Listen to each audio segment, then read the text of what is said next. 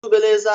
Eu sou Alan Martins e hoje estou aqui para mais um debate, né, onde nós iremos debater sobre a nona rodada do Campeonato Brasileiro, nas partidas dessa quinta-feira. Nós iremos falar sobre a vitória do Internacional, que é líder isolado do campeonato. Vamos falar da vitória do Grêmio fora de casa contra o Bahia. E vamos falar também da vitória do Atlético Goianiense jogando fora de casa contra o Vasco. E para isso, eu já quero convidar os nossos comentaristas, os craques do futebol na veia. Hoje estou aqui com o Leonardo Abraão, o Matheus Gândara e o Gilvan Rodrigues, né? A gente vai falar bastante sobre esses jogos, né? Cada um vai falar um pouquinho do que achou e daquilo que a gente pode esperar dessas equipes, né? E já de início eu quero falar do líder, né, do Internacional. Eu quero passar a bola aqui para o Matheus, né, para que a gente possa falar um pouquinho desse jogo, né, a vitória do Inter por 2-0. Matheus, queria que você falasse um pouquinho desse jogo, né? Se você realmente esse resultado de 2-0 era aquilo que você esperava, você imaginava o Inter muito favorito contra o Ceará, e daquilo que você imaginou do jogo, se realmente foi aquilo que você esperava, ou se de alguma maneira o Ceará, mesmo tendo perdido, conseguiu de alguma maneira dificultar o caminho do Internacional. Boa noite, Alan. Boa noite, Leonardo. Boa noite, Gilvan. Eu acho que sim. O Ceará veio bastante desfalcado para a partida do Beira-Rio e o Inter já vinha mostrando uma consistência tanto tática quanto técnica muito boa. Acho que ser líder da competição com os números que tem demonstra muito isso. Então a expectativa era muito alta, sim, para a vitória do time do Cudê. E foi o que aconteceu. O Thiago Galhardo, em mais uma noite assim iluminada, ele marcou duas vezes, é, e ajudou o Inter a sair com os 3 pontos.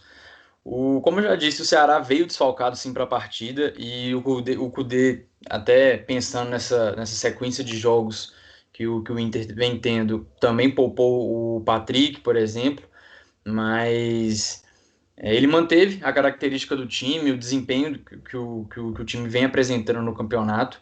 E o Inter começou o jogo, né, fazendo aquela pressão em cima da saída de bola adversária. E foi o que, para mim, deu resultado durante. Foi o que resumiu o jogo. Tanto que o segundo gol saiu justamente já no finalzinho do segundo tempo, numa pressão que a equipe do Inter fez muito bem no campo de defesa do adversário. O Bosquilha conseguiu roubar a bola e tocar para o Galhardo fazer o gol já sem goleiro. Então eu acho que o Cudê está sabendo levar bem o cansaço, o desgaste físico dos jogadores. E o Inter larga assim como um dos principais favoritos aí para ficar com o título do Campeonato Brasileiro. Legal. Léo, eu queria que você comentasse um pouquinho mais, né, não só daquilo que foi o jogo, mas daquilo que a gente pode esperar do Internacional. Né? Claro que existem outras equipes de qualidade no campeonato, a gente está no começo ainda, mas aqui, em cima da solidez defensiva do Inter, né, que é um time muito aguerrido, um time que briga muito pela bola, a gente percebe isso, né, na equipe do Inter, um time que tem jogadores cascudos, um meio de campo muito forte, uma equipe que toma poucos gols e que tem tido aí uma fase iluminada, né, do Thiago Galhardo. Né? Queria que você comentasse um pouquinho realmente se o Inter ele tem gás para chegar até o final do ano, né, e se essa solidez defensiva pode ajudar realmente o Inter a sonhar alto nesse campeonato. Bom, boa noite a todos. Eu acho que o Kudê vem fazendo um excelente trabalho no Inter.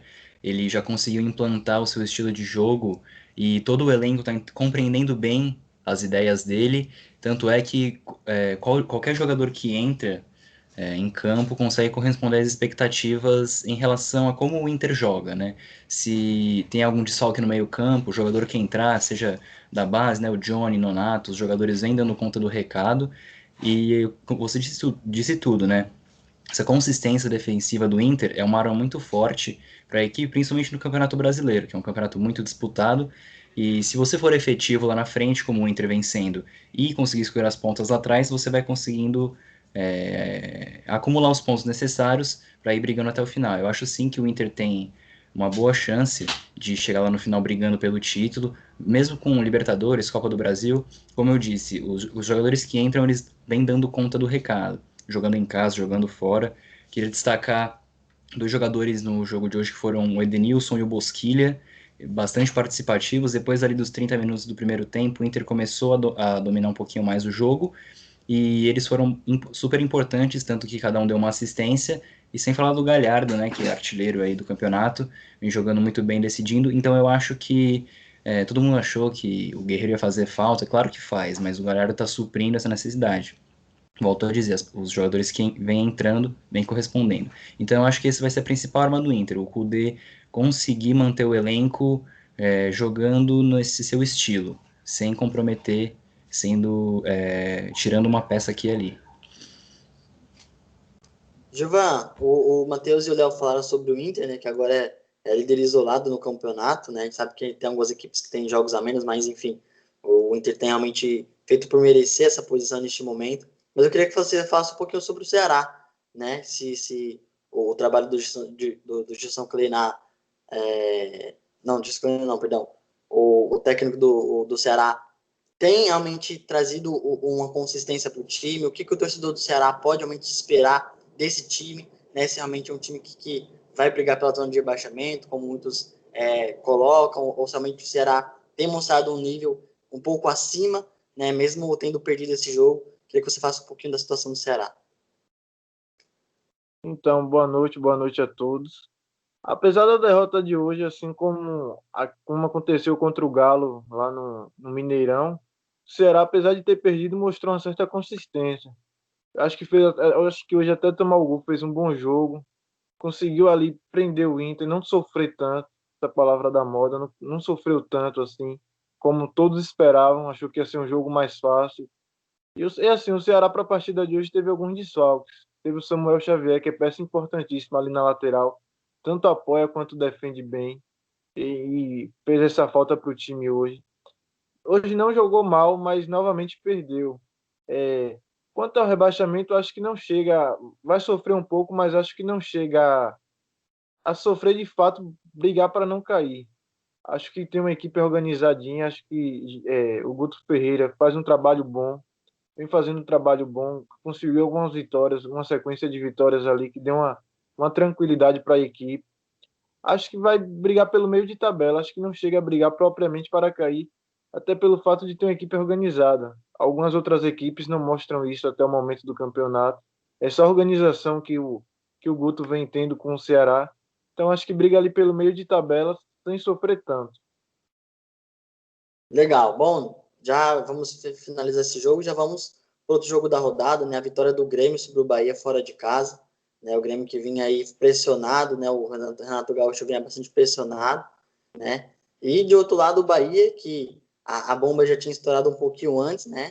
Com as seguidas derrotas, né? Do Bahia e acabou culminando com a demissão do técnico, né? Eu queria que você, Gilvan, falasse um pouquinho como foi o jogo, né? Queria falar que você falasse também um pouquinho da estreia do Mano, né? Da chegada do Mano, se mesmo com a derrota deu já para ver o dedo do Mano em alguma situação, a escalação, o estilo de jogo do time, e se isso pode realmente vir a dar certo ao longo do tempo. Então, logo quando Cláudio Prates, foi Cláudio Prates que comandou a equipe hoje, mano, só provavelmente no domingo. Logo quando o Cláudio Prates chegou, o interino, ele afirmou que o Bahia precisaria mudar a postura. O Bahia vinha sendo uma equipe muito apática, alguns jogadores não demonstrando aquela vontade dentro do jogo, não sentindo muito a partida. E foi isso que aconteceu. Logo quando o Roger foi demitido, que ele assume contra o Inter, ele conseguiu dar essa intensidade, digamos assim, ao Bahia. O Bahia foi uma equipe que deu mais trabalho ao adversário, apesar de ter enfrentado dois times, acho que teoricamente mais fortes, tanto o Inter lá no Sul quanto o Grêmio. O Bahia conseguiu jogar bem. Hoje, por exemplo, até tomar o gol, perdeu uma oportunidade clara com o Gilberto, que não vem vivendo um bom momento, e perdeu uma outra que eu não me recordo agora, mas jogou bem, incomodou o adversário, coisa que não vinha acontecendo. E aí tomou o gol, Alisson marcou o primeiro gol da partida. Acho que teve um pouco de desatenção ali da defesa, mas enfim, tomou o gol e voltou para a segunda etapa do mesmo jeito, pressionando bem o adversário. Novamente, Gilberto perdeu uma chance clara. E aí o time do Renato Gaúcho muito cirúrgico. Teve as melhores oportunidades, quando teve as oportunidades, conseguiu marcar, jogou de forma como o estilo Renato. E assim, com a chegada de Mano agora, é esperado que o Bahia mude essa chave. Essa aí vem fazendo um bom trabalho na questão da gestão, mas falta essa mudar a chave dentro do futebol. Acho que todos conhecem o Bahia ainda pela essa questão gestacional, pela questão do marketing, mas acho que precisa dar um choque dentro do elenco. Acho que precisa de algumas peças ainda. O campeonato é muito longo. O Bahia não tem essa equipe, não tem esse elenco para mudar como outras equipes vêm fazendo. Acho que ele vai querer alguma outra peça ali para compor esse elenco, mas acho que ele vai conseguir dar esse choque de gestão, mudar essa chavinha para que o Bahia possa crescer. E vale ressaltar que muito da vinda dele, eu creio também, que é pela questão do Bahia ainda ter a Sul-Americana. O Bahia ainda tem a Sul-Americana para disputar. Mano conhece bem essas competições estilo Copa.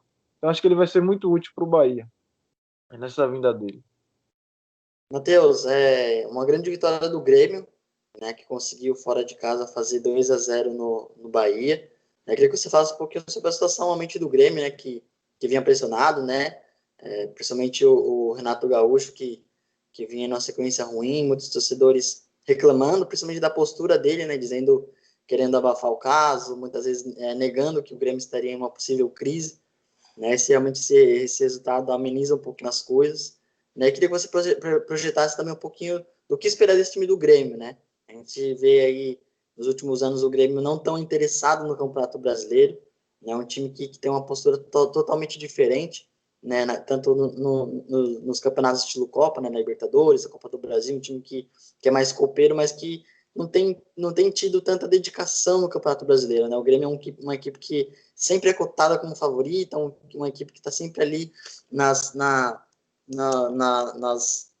boca de todo mundo, falando que tem um grande time, e realmente tem um grande time, um grande técnico, porém o Grêmio nunca deslanche no Campeonato Brasileiro. Eu queria que você falasse um pouquinho da perspectiva do Grêmio daqui para frente.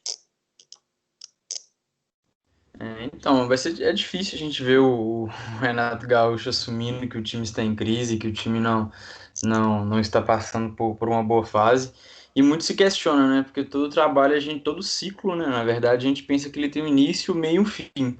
E o Renato Gaúcho é de longe aí o técnico que está mais tempo no comando de um clube, né? E muito se fala se o ciclo dele no Grêmio já está chegando ao fim, se já está ficando um pouco saturado.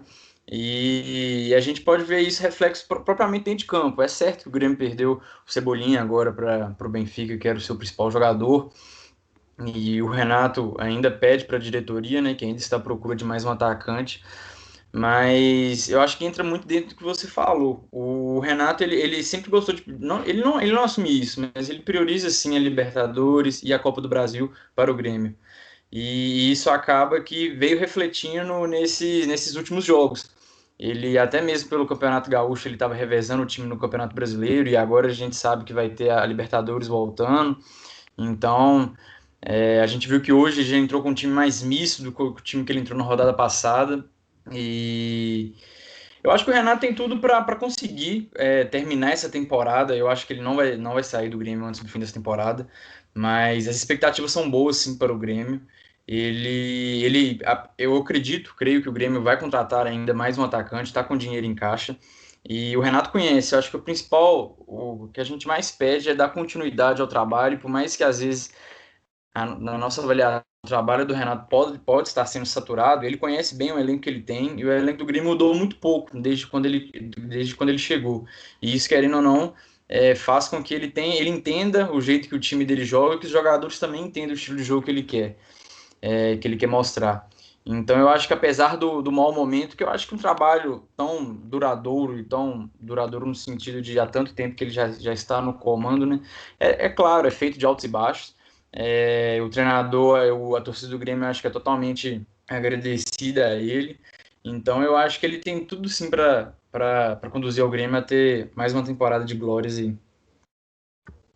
Léo, eu queria que você falasse um pouquinho sobre isso que o Matheus disse, né, se você concorda, né, se realmente é chegado, visto um possível fechamento de ciclo, né, do Renato Gaúcho no Grêmio, né, se realmente chegou um momento aí mais à frente, talvez no final dessa próxima temporada, né, do Grêmio buscar uma situação diferente, né, como para o técnico e até mesmo para o Renato, né, buscar uma equipe diferente, buscar áreas diferentes, né, acredito que após tanto tempo fica meio realmente cria um desgaste, né, tanto do lado do técnico quanto também para a equipe. Eu queria que você também juntasse aí na sua resposta a sua visão sobre a chegada do Mano no Grêmio, no Bahia. Se o Mano pode realmente chegar e mudar a cara do time, pode realmente fazer esse time do Bahia produzir mais.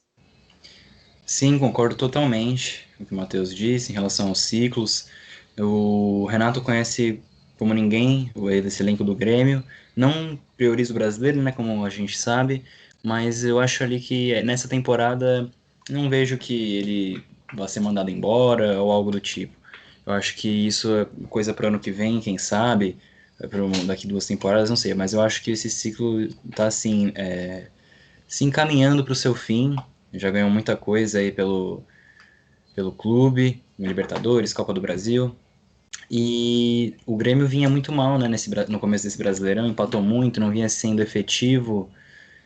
Venceu só na primeira rodada contra o Fluminense, como o Juva disse, hoje soube da palavra da moda que é sofrer, né? Hoje sofreu um pouco contra o Bahia e conseguiu o resultado. Já havia sofrido contra o Atlético, quase foi derrotado ali. Mas eu acho que aos poucos ele vai se encontrando, né? Isso é normal, o time ter altos e baixos, mesmo em trabalhos duradouros assim, as equipes tendem a oscilar, né? E teve Gaúcho, essa mudança de time para a disputa do Brasileirão, esse rodízio, né? Daqui a pouco tem Libertadores, então é muita coisa para se pensar, ainda mais tanto desse tempo que o futebol ficou parado. Então eu acho que foi um momento, acho que o Grêmio tem tudo para se recuperar e brigar, como sempre, ali por uma vaga na Libertadores, brigar, quem sabe, por um título ali nos jogos de Copa, como eles disseram, como o Matheus disse, que o Grêmio é um time que gosta desse estilo de campeonato, muito com o Renato. E sobre o Mano, o Gilvan disse que o Bahia precisa de um chacoalhão ali no elenco. Eu acho que o Mano pode ser esse cara que faça isso, né? Com os jogadores, ele é um treinador mais cascudo, um treinador mais experiente, com uma bagagem maior. E ele fez bons trabalhos nos últimos tempos, né? Teve aquele com o Palmeiras que começou bem, depois foi desandando, não conseguiu fazer frente ao Flamengo e acabou até perdendo o campeonato ali, o vice-campeonato para o Santos, ali na reta final da temporada passada. Mas eu acho que ele tem tudo para colher bons frutos aí no Bahia.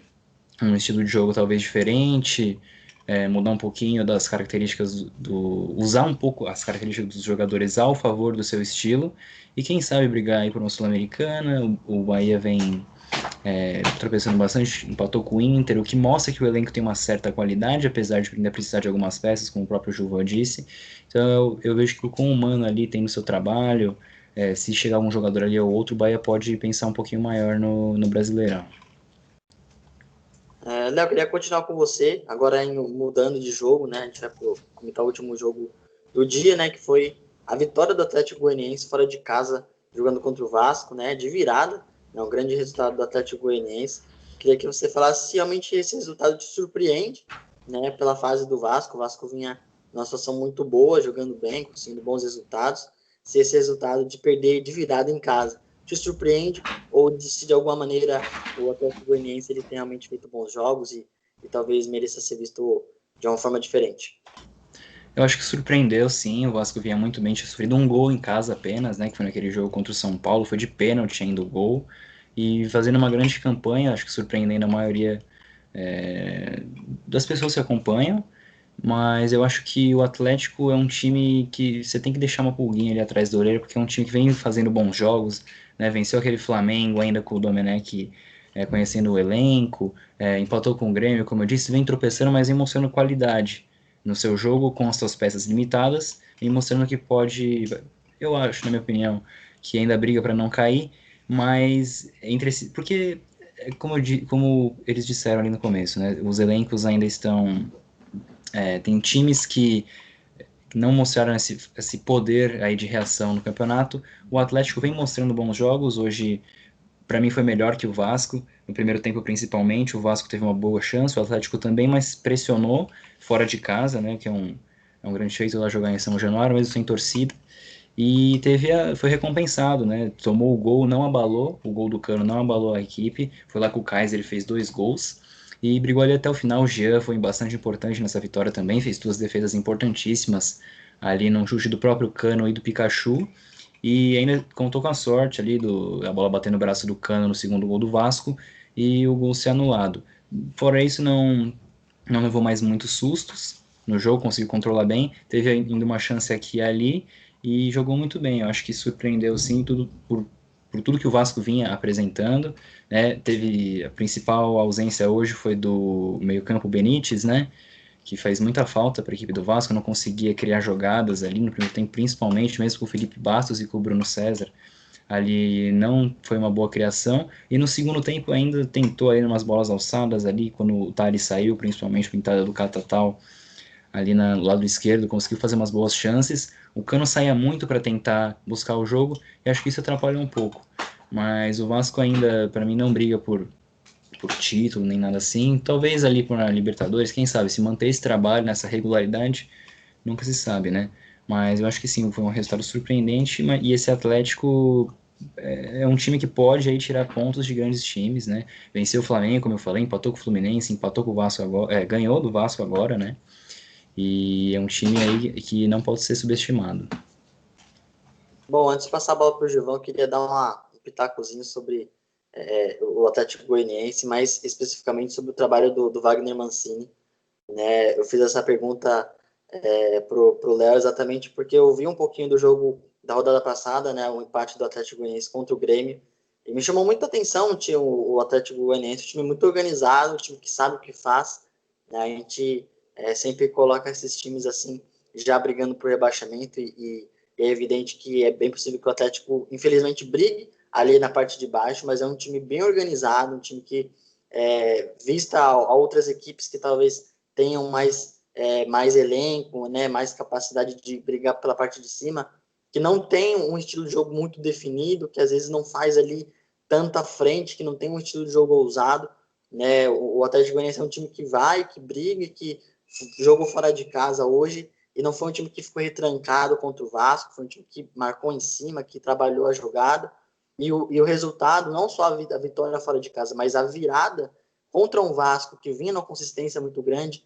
é um resultado que me chama a atenção e que, de certa forma, traz uma consistência e confirma que realmente esse time do Atlético Goianiense não é um time bobo, não é um time que não sabe o que faz. Infelizmente, realmente, eu acredito que a realidade do Atlético Goianiense ainda continua sendo brigar ali para não cair, né? Até pelo elenco, por não ser um time tão qualificado assim, mas a vitória no começo do campeonato contra o Flamengo, mesmo que o Flamengo tivesse ainda mal das pernas, e a vitória hoje contra o Vasco fora de casa são jogos que mostram que o Atlético Goianiense não é um time bobo.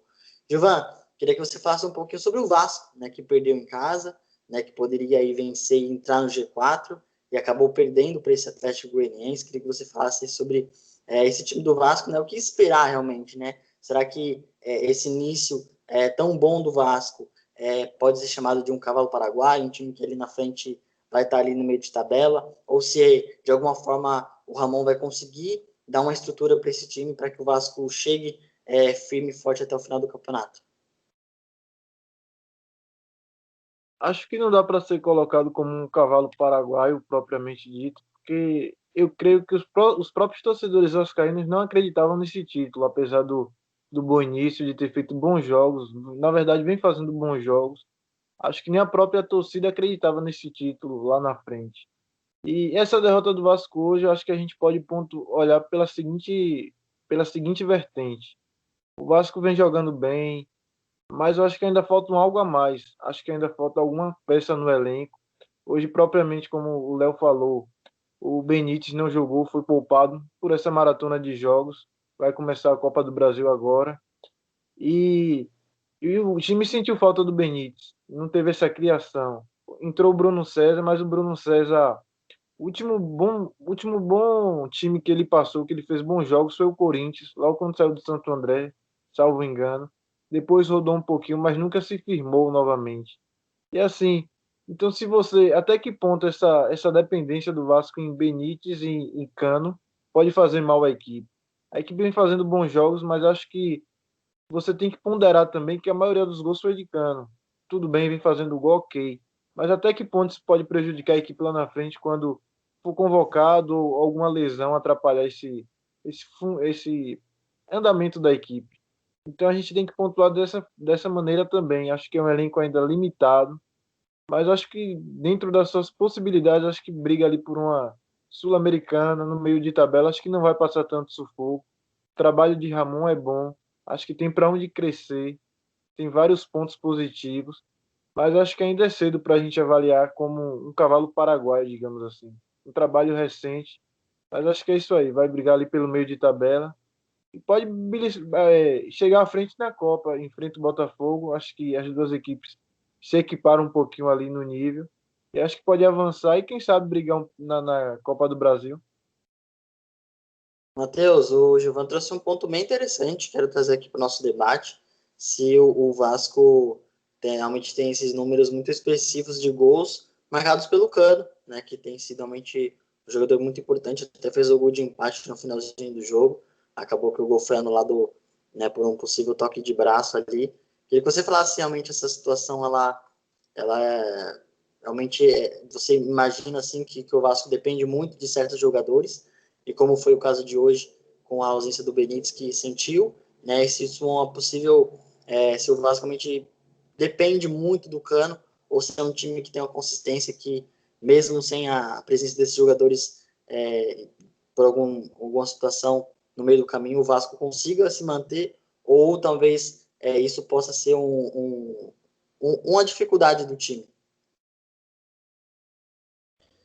Então, Alan, eu acho que isso passa muito pelas carências do time.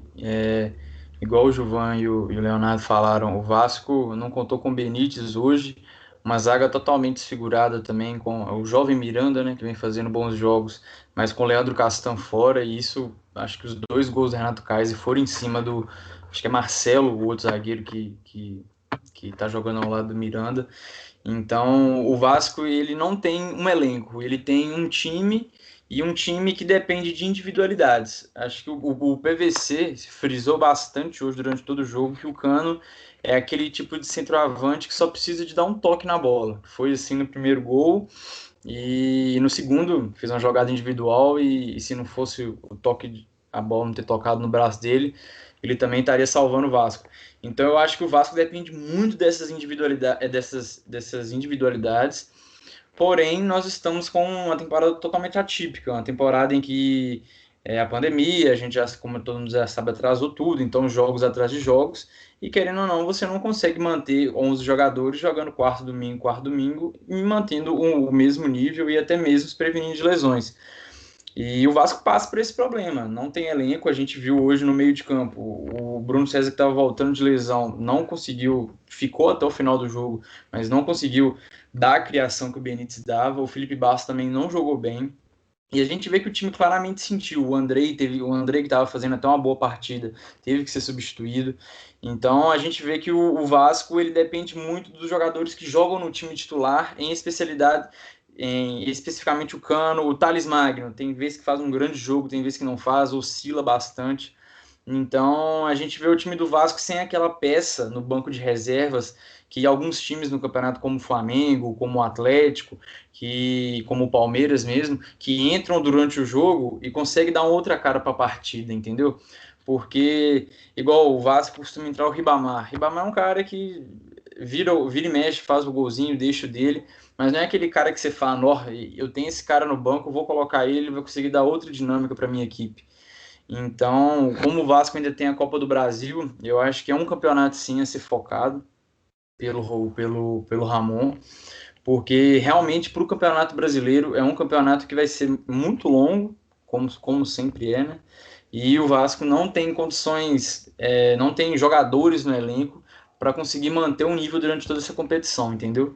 Então eu acho que essa dependência do Cano, por mais que ela seja boa, ele está numa fase ótima, faz muitos gols, mas tem até um certo ponto que ela é boa, porque, e se igual o Gilvan falou, e se ele é convocado, ele já tem uma certa idade, tem que poupar, entendeu? Aí não tem uma opção no banco que vai deixar o time no mesmo nível. Então, esses são os problemas aí financeiros, né? Dizendo que o Vasco passa, que pode prejudicar a equipe aí até o final da temporada. Léo, queria que você falasse um pouquinho sobre o Cano, né, que tem sido destaque desse time do Vasco, né? Se realmente você avalia como um grande jogador, né? Se realmente esses gols que ele tem feito são realmente porque ele é um cara que tem muita capacidade, ou você imagina que talvez seja só uma fase muito iluminada, muito inspirada, onde a bola tem caído, ele tem feito os gols, mas que talvez ali na frente possa cair um pouco, ou se realmente você vê que o Cano é um cara que realmente tem uma capacidade diferenciada e que tem confirmado isso fazendo os gols. Não, eu acho sim que ele é diferenciado, ele demonstra isso, tanto como o Matheus falou que o PVC destacou que ele é um jogador que precisa de um toque na bola para finalizar as jogadas. Ele tem isso, né, esse faro de matador. E também tem uma qualidade jogando sem estar na área também, né? Como eu disse, hoje ele buscou muito o jogo pela falta dessa criação dos meio-campistas e ele fez bons lançamentos, dá para ver que ele tem uma boa qualidade de controle de bola, de domínio. Então eu acho sim que ele é um jogador diferenciado pro nível aqui do futebol brasileiro, né? Um dos melhores atacantes, para mim, centroavantes. Galhardo vem fazendo muito gol, o Marinho vem jogando muito bem, mas centroavante puro assim, é o Cano para mim o melhor jogador aqui por enquanto no Brasil. Eu acho sim que ele é um jogador que até essa dependência é boa, né? Quando um cara é bom, goleador, faz gol mesmo, quando precisa dele ele tá lá.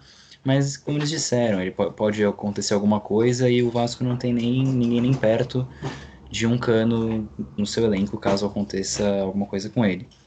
Então acho sim que ele é um jogador, não sei se acima da média, mas ele é muito bom no que ele precisa ser, né? Que é guardar. A bola chega, ele guarda.